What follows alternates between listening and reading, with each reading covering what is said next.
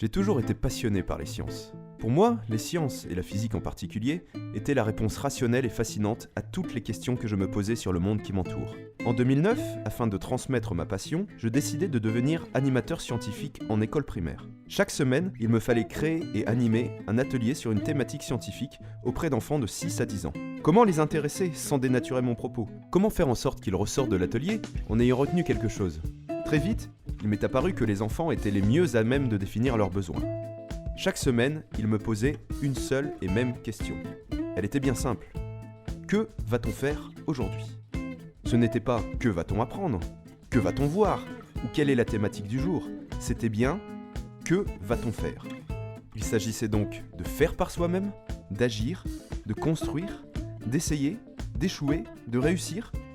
Plus l'enfant était impliqué dans son apprentissage, plus sa motivation à apprendre était grande. Devenu plus tard formateur par la force des choses, je découvrais les grands courants de la pédagogie et repensais à cette expérience. Dans la pédagogie transmissive telle que pratiquée à l'époque médiévale, les auditeurs se rassemblaient pour écouter la lecture canonique du savoir. Mais cette configuration, avec un détenteur unique de la connaissance, remplissant par sa juste parole les esprits vierges des étudiants, n'était-elle pas justifiée uniquement par la rareté des livres? Peu à peu, le savoir est devenu plus accessible. Il est même, aujourd'hui, grâce à Internet, à la portée de tous, à tout instant. Pour autant, nos générations sont-elles plus sachantes, plus cultivées, mieux à même de comprendre le monde qui les entoure?